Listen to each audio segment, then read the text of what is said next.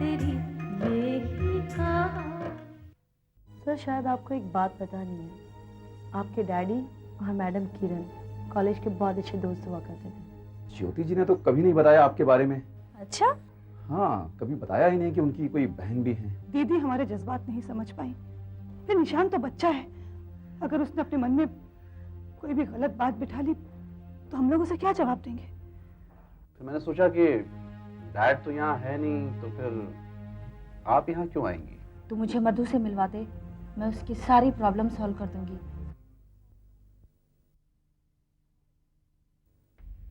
क्या बात है, आप मुझे बुलाकर चुप क्यों हो गए? समझ में नहीं आता किरण कि बात कहां से शुरू करूं। आप बहुत परेशान लग रहे हैं, कहीं आपकी परेशानी की वजह मैं तो नहीं हूं? नहीं, ऐसी बात नहीं है। और फिर मेरी परेशानी तो मैंने खुद पैदा की है। जानती हो किरण, इंसान का एक गलत फैसला उसकी सारी जिंदगी तबाह कर देता है। मैंने भी अपनी जिंदगी के एक मोड़ पर एक बहुत बड़ा और गलत फैसला किया था। ये सब उसी का नतीजा है। आज क्या नहीं है मेरे पास? दौलत है, समाज में इज्जत है, मेरे कारोबार की मिसाल दुनिया देती है। बाहर से देखने वालों को मैं बहुत सुखी नजर आता हूं। भला राय बहादुर तेज सिंह को क्या दुख होगा? लेकिन सच पूछो तो सुख का एक पल भी मैं महसूस नहीं कर सकता। अगर आप बुरा ना माने तो एक बात कहूं।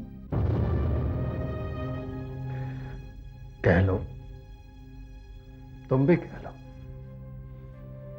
मैं तो सुनने के लिए रह गया हूं। मैं ऐसी कोई भी बात नहीं करूंगी जिससे आपको तकलीफ पहुंचे।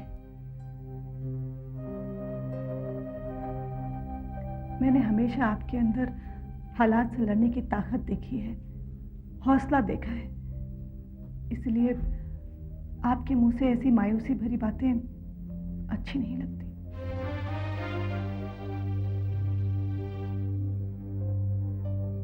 तुम हौसले की बात करती हो किरण? अरे, इस सीने में एक गोश्त का टुकड़ा है जिसे दिल कहते हैं, जो धड़कता है। उसे पत्थर का मैं नहीं बना सकता। और सारे हौसले यहीं से पैदा होते हैं और सारे एहसास भी यहीं जज्ब हो जाते हैं। और जब दिल में सुकून नहीं होता ना, तो फिर ये दिमाग भी काम नहीं करता। आप बस हुक्म कीजिए, मैं आपकी उन तमाम परेशानियों को अपना लूंगी जो आपको तकलीफ पहुंचाती है। काश काश ऐसा हो सकता। तुमसे मिलकर चंद लम्हों के लिए सही, लेकिन मैं अपने गम भूल जाता हूं। क्या निशान से कोई बात हुई?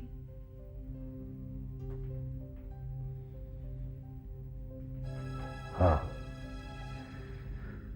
वो अपनी मां के घर से चले जाने का दोषी अभी भी मुझे ठहराता है। किरण, मैं उसे कैसे बताऊं कि कंचन को मैंने अपनी जिंदगी से क्यों अलग किया था? मैं बाप हूं। सोचो क्या होगा जब उसे पता चलेगा कि उसका जन्म एक तवाइफ की बेटी की कोख से हुआ था। क्या बीतेगी उस पर? इसीलिए वो जब मुझसे ये सवाल करता है कि मैंने उसकी मां को अपनी जिंदगी से अलग क्यों कर दिया, मैं खामोश हो जाता हूं। और वो मेरी खामोशी का कोई और मतलब ही निकाल देता है। लेकिन आज नहीं तो कल उसे सच्चाई मालूम तो होगी ही ना। बस मैं उसी दिन से डरता हूं किरण।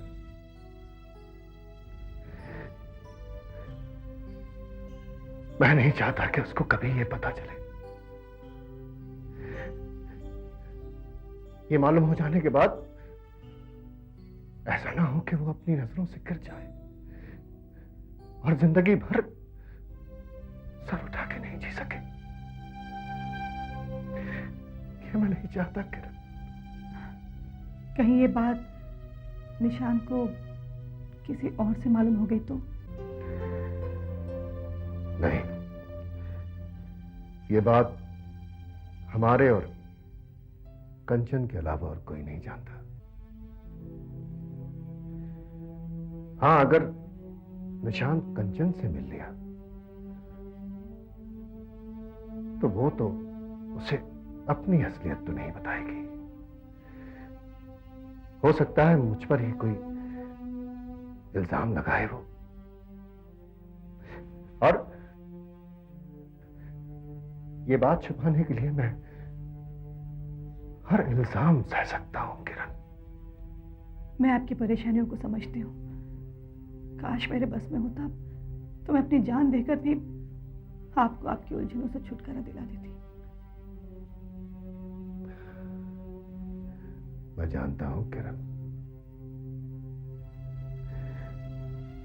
कि तुम मेरे लिए कुछ भी कर सकते हो। मैं जानता हूं,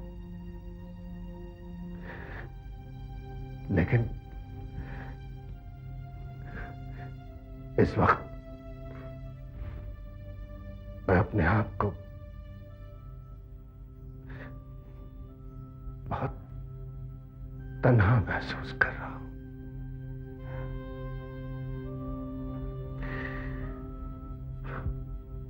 जब से मंजिल रास्ते होते रहे,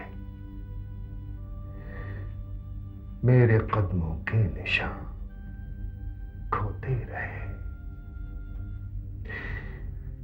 मैं कभी रोया ना अपनी आंख से, मैं कभी रोया ना अपनी आंख से। दर्द मेरी आंख से रोते रहे।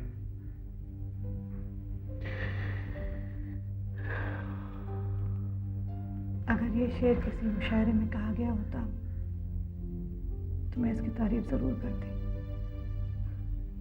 लेकिन मैं जानती हूँ इन चंद लफ्जों में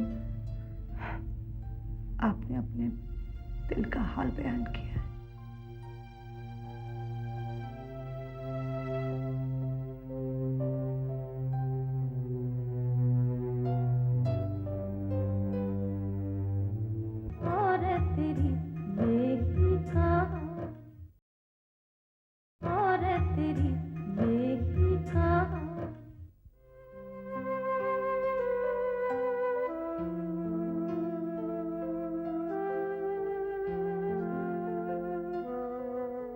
निशांत बेटा। अरे good morning uncle. Good morning, बैठो बैठो। Thank you. कैसे हो बेटा? बस आपका आशीर्वाद है अंकल। आज थोड़ा वक्त मिला तो सोचा कि चलिए आपसे मिलता चलूं। वैसे जब भी आप डैड से मिलने आते हैं तो हर बार दिल ये करता है कि आपके पास बैठकर आपकी बातें सुनूं, इंसानी फितरत और सोच के बारे में कुछ जानकारी हासिल करूं। लेकिन क्या करूं अंकल, जब दो बुजुर्ग आपस में बातें कर रहे हों तो दखल देना मुनासिब नहीं समझा, इसलिए अपने ख्यालात का इजहार नहीं किया। बेटा, तुम्हारे विचार और संस्कार कितनी अच्छी हैं। तेज ने तुम्हारी परवरिश में कुछ कमी नहीं रखी। देखो बेटा, तुम्हारा डैडी तुम्हें कामयाबी की सबसे ऊंची चोटी पर देखना चाहते हैं और मुझे पूरा यकीन है कि एक दिन तुम वो जरूर पूरी करोगे। देखो बेटा, हम तो जिंदगी के उस दौर से गुजर चुके हैं जहां इंसान अपने लिए कुछ सोचता है। बस अब तो तुम लोग ही हमारी जिंदगी हो। अंकल, आप तो एक साइकियाट्रिस्ट हैं, इंसानी जहनियत और फितरत को बहुत अच्छी तरह पढ़ना जानते हैं। आप ही बताइए, जब कोई इंसान अपने बच्चों की खुशी से ज्यादा अपनी खुशी को अहमियत दे और बार बार ये कहे कि वो बच्चों के भविष्य को संवारना चाहता है, तो उन बच्चों पर क्या गुजरेगी? ये सवाल तुम क्यों पूछ रहे हो? सिर्फ जनरल नॉलेज के लिए या इसके पीछे कोई दूसरी वजह है? नहीं नहीं अंकल, कोई दूसरी तीसरी वजह नहीं है। आप तो जानते हैं मैं इंजीनियरिंग का स्टूडेंट रहा हूँ, लेकिन शुरू से ही मेरी दिलचस्पी साइको में रही है। और जब डैड ने कहा कि आप एक साइकियाट्रिस्ट हैं और एबनॉर्मल साइकोलॉजी पर आपकी बहुत अच्छी स्टडी है, बस मैंने तभी फैसला कर लिया था कि जब कभी मुझे वक्त मिलेगा तो मैं आपके पास बैठकर अपनी इस ख्वाहिश को ज़रूर पूरा करूँगा। अच्छा, तो ये बात है। तो फिर आज मैं तुम्हें साइको का एक छोटा सा लेसन देता हूँ। जी प्लीज़। और सबसे ज़्यादा मेंटल डिजीज इसी से होता है, और वो है फ्रस्ट्रेशन। देखो निशांत, मैं तुम्हें इतना डिटेल्स में तो नहीं समझाऊंगा क्योंकि उसके लिए बहुत ज़्यादा वक्त चाहिए। वैसे इसके तो बहुत सारे कारण हैं, लेकिन सबसे बड़ा कारण यह है कि हम दूसरों से बहुत ज़्यादा उम्मीद रखते हैं और वो ये नहीं सोचते हैं कि वो दूसरे की उम्मीदों को कितना पूरा किया, और वही जब इसमें बैलेंस नहीं रख पाते हैं तो फ्रस्ट्रेटेड हो जाते हैं। क्या बात है निशांत, तुम बहुत ज्यादा परेशान लग रहे हो। कहीं ऐसा तो नहीं कि तुम उसी मोड़ पे खड़े हो? नहीं अंकल, मैं मोड़ पर कभी खड़ा नहीं रहा, बल्कि मैंने हमेशा राहें चुनी हैं और उन्हीं राहों पर अपनी मंजिल की तरफ अपने कदम बढ़ाए हैं। मैं तो सिर्फ ये सोच रहा था कि अगर मुझे फ्रस्ट्रेशन से बचना हो तो मुझे अपने आप को बैलेंस करना होगा। यस, जिसने अपने आप को बैलेंस रखना सीख लिया वो कभी फ्रस्ट्रेटेड नहीं होते हैं। देखो, कभी कभी इंसान को एनवायरनमेंट चेंज कर लेना चाहिए। अच्छा निशांत, तुम मां के पास जाते हो कि नहीं? देखो, कभी कभी थोड़ा वक्त मां के पास भी बिताया करो। मां?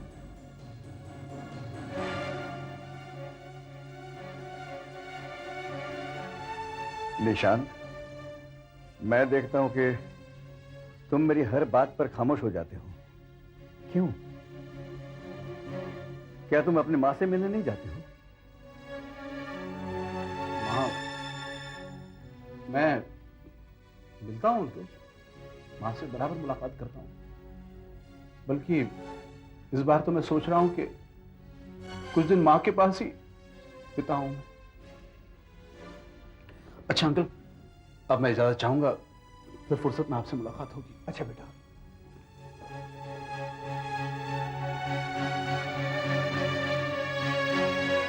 और तेरी यही कहा, और तेरी यही कहा। ओह, तो ये आपकी चाल थी। हाँ, ये हमारी चाल थी। लगा नहीं, हमने उस घर में साजिशों का ऐसा जाल बिछाया हुआ है कि उस घर का हर आदमी उलझा हुआ सा लगता है। हमारी सासू मां अपने आप को बहुत होशियार और चालाक समझती है, लेकिन है नहीं। मिस्टर भल्ला अब काफी होशियार आदमी है। बिल्लो रानी, हम आपसे बहुत प्यार करते हैं। आपको यकीन नहीं होता? बिल्लो, मैं तुमसे इतना प्यार करता हूं कि मैं तुमसे शादी करना चाहता हूं। मुझसे शादी करना चाहते हैं? हाँ, अरे मैंने अपनी बीवी शीला को इसलिए तो अपने रास्ते से हटाया है। अच्छा। तुम नहीं जानती मैं तुमसे कितना प्यार करता हूँ। मैं तुमसे शादी करना चाहता हूँ। मैंने अपने घर में एक रावण को पाल रखा है। ये मेरी भूल थी। न जाने मैं कैसे इसकी बातों में आ गई। हमेशा अपनी बेटी की गलती मानकर उसी को बुरा भला कहती रही। अभी देखती मैं जमाई राखी जी, यहाँ पे कुछ कहने का वक्त नहीं है। अभी आप चुपचाप देखिए, आपको सारी असलियत का पता चल जाएगा जीजा जी की। हाँ बेटी, तुम ठीक कह रही हो, ठीक कह रही हो तुम। मकसद? कैसा मकसद? क्योंकि उन्होंने मेरी जिंदगी तबाह कर दी है। मेरे पल्लू एक ऐसी लड़की को बांध दिया है जो बांझ है, मां नहीं बन सकती। विजय भल्ला के साथ होगा। बिल्लो, अब मैंने ठान लिया है कि उस घर में सुख की सांस कोई नहीं ले सकता। उस घर का हर आदमी मेरी उंगलियों पर नाचता है। अरे भाई, ये सब मेरी ही चाल थी। मैंने सासू मां के कानों में मधु के खिलाफ इतना सब कुछ भर दिया है कि वो मधु की कट्टर दुश्मन बन गई है। और वो सब इसलिए किया है ताकि मधु मेरे खिलाफ सर न उठा सके, हमेशा दबी रहे। बिल्लो रानी, उस घर का हर आदमी मेरे इशारे पर नाचता है। किसी ने ठीक ही कहा है कि जवाई का दर्जा जवाई तक ही सीमित रखना चाहिए, उसे अपना घर का बेटा नहीं बनाना चाहिए। न जाने मैं इसकी बातों में आकर अपनी लक्ष्मी जैसी बहू पर कितने जुल्म किए। हे भगवान, ये मैंने क्या किया? मैं उसके ऊपर जुल्म से जुल्म करती रही, पर उसने उफ तक नहीं की। एक औरत होकर मैं एक औरत का दर्द नहीं समझ सकी। ये मैंने क्या किया भगवान? ये मैंने क्या किया? की बिंदिया कंगना ये हाथों में, पैजन के